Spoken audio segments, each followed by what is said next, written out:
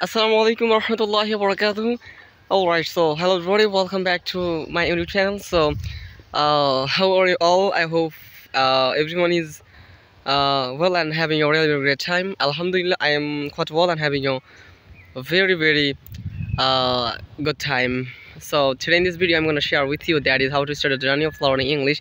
And those are guys new to learn English, and they are just looking for some analogy that would be better for them to start learning English. Okay, so আমার প্রিয় ভাই এবং বোনেরা, আপনারা সবাই কেমন আছেন? আশা করছি অনেক ভালো আছেন। সো আজকের এই ভিডিওতে আমি আপনাদেরকে একবারে হাতে একবারে কি বলতে পারি, মানে হাতে কলম আপনাদেরকে প্র্যাকটিক্যালি একেবারে সত্যি যেটা আমি নিজে ফলো করেছি, নিজের এই ক্ষুদ্র জ্ঞান থেকে আপনাদেরকে আমি গাইড করতে পারে যে কিভাবে, মানে নতুনরা কিভাবে ইংলিশ জার্নি শুরু করবে। এখন অনেকে বলতে পারে তো আমাদের কোনো ইয়া নেই, কী বলা যায়, আমাদের কোর্স করার মতো টাকা নেই, আমরা গ্রাম থেকেই, আমরা নতুন, আমরা ইংলিশের কিছুই বুঝি না, এখন আমরা কি শিখতে পারবো? দেখেন, আমার প্রত্যেকটা ভিডিওতে হাতে কলমে প্রায় আপনি যদি দেখেন যে কমপক্ষে ঘুরে ঘুরে একই কথা বলা আছে যে কীভাবে শুরু করা যায়। ইভেন আমাকে অনেকে বলতে যে ভাই আপনি একই টপিক কেন ভিডিও বানান। সো আজকের এই ভিডিওতে আমি আপনাদেরকে বলতে যাচ্ছি যে দেখুন, ইংলিশ যারা নতুন শিখতে চাচ্ছেন, মানে ইংলিশ জার্নিটা শুরু করতে যাচ্ছেন, তাদেরকে আমি একটা কথাই সর্বপ্রথম বলবো যে সর্বপ্রথম আপনি আপনার নিয়তকে ঠিক রাখেন যে আমি লেগে থাকবো, একটা নির্দিষ্ট সময় রাখেন, অ্যাটলিস্ট 6 মাসের নিচে কেউ রাখবেন না। 6 মাসও কিচ্ছু হয় না যদি আপনি কি বলা যায় ইংলিশ জার্নি শুরু করতে চাচ্ছেন আর কি, মানে জিরো থেকে আর কি। 6 মাস আপনার এনাফ না। তারপর আমি মনে করবো যে 6 মাস চলে গেলে আপনি একটা বুঝতে পারবেন, একটা অনেক বড় একটা মানে ধারণা চলে আসবে ইংলিশের উপর যে আপনার কী করা উচিত, কোথায় আপনার প্রতিবন্ধকতা রয়েছে, কীভাবে আপনি পরিত্রাণ পেতে পারেন এই সমস্যাগুলো থেকে।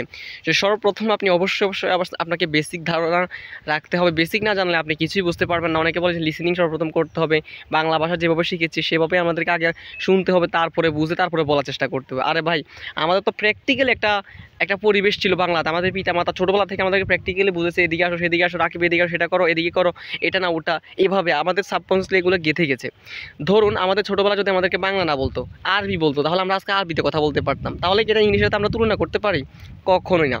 This is the main point I am just making understand, that is if you learn English, there is you don't know any things, you don't know any words, you don't know any structure phrase, any words. After that you can start your English journey by completing your um, by completing your বা কি বলতে পারি যে আপনার basic side আপনি clear রাখতে পারেন। তো তার আগে আপনাকে একটা উচিত যে ইংলিশ জার্নিতে সবাই টিকে থাকতে পারে না। ইংলিশের একটা সবচেয়ে বড় সমস্যা হচ্ছে কি, মানুষে কয়েকদিন চেষ্টা করে, কয়েকদিন খুব মোটিভেট ফিল করে, তারপর সে ছেড়ে দেয়। আপনাদেরকে আমি একটা কথাই বলবো যে আপনারা যে সময়টা নিয়ে আসবেন সেই সময়টা লেগে থাকবেন, এবং একটু দেরি হোক কখনোই ছাড়বেন না ইনশাআল্লাহ। So this the main point. So আপনাদেরকে আমি বলতেছি যে আমার অনেক প্রিভিয়াস ভিডিওতে বলা আছে যে বেসিকের কয়েকটা অধ্যায় আপনারা যদি শেষ করেন, হ্যাঁ, যেমন টেন্স, মডালস, প্রিপোজিশন, হ্যাঁ, তারপর হচ্ছে কি right form parts, active passive, এগুলো এমনি হয়ে যাবে, মানে পার্টস অফ স্পিচের ধারণাগুলো আর কি। তারপরে আপনাদের প্রত্যেকটা মানে বাংলাদেশের যত স্পোকেন বই রয়েছে সেই বইগুলোর মধ্যে অনেক আপনারা পেয়ে যাবেন। তবে আপনারা চেষ্টা করবেন যে নতুন বই থেকে কি পড়ার জন্য স্পোকেন, আপনাদের যে গাইড বই, তারপরে যে এগুলো থেকে পড়ার চেষ্টা করবেন না, মানে একাডেমিক সাবজেক্ট এগুলো থেকে পড়ার চেষ্টা করবেন না ইনশাআল্লাহ। আর যারা ইংলিশ কথা বলা পারতেছে, আজকে ইউটিউবে ফেসবুকে ভিডিও দিতেছে, তাদের ভিডিও দেখুন, একটু ইন্সপায়ার নেন। আর যদি আপনাদের কোনো সমস্যা, তাহলে আমাকে নক করতে পারেন ইনশাআল্লাহ। সো আমি যদি আমার তরফ থেকে বলি, আমি সর্বপ্রথম টেন্স পড়েছি, মডালস, প্রিপোজিশন, এগুলো পড়েছি। তারপর আমি ইংলিশ থেরাপি বইটা আমি খুবই হেল্প করেছিল আমাকে। তারপর আমি কি করেছি যে আমি অনেক প্র্যাকটিস করেছি। মানে অনেকে বলে যে লিসেনিং ছাড়া অসম্ভব, বাট আমি অনেক প্র্যাকটিস করেছি। মানে প্র্যাকটিসটাই হচ্ছে আমাকে সবচেয়ে বেশি এগিয়ে রাখেছে। ইভেন আপনারা জানেন আমি নিজেও এখন অনলাইনে কোর্স করাচ্ছি, আলহামদুলিল্লাহ অনেকে পড়াচ্ছি। তাদের মধ্যে আমি দেখতে পাচ্ছি যে সবাই শেষ পর্যন্ত টিকে থাকতে পারে না। So this the main point, যারা শেষ পর্যন্ত টিকে থাকতে পারে তারাই ইংলিশে সফল কাম হয়ে যাবে ইনশাআল্লাহ। So this the main point. আমি ইতিমধ্যে অনেক কিছু বলে দিয়েছি। যদি আপনাদের কোনো কোয়েশ্চেন থাকে বা আপনারাও শিখতে চাচ্ছেন, তাহলে আমাকে নক করতে পারেন ইনশাআল্লাহ।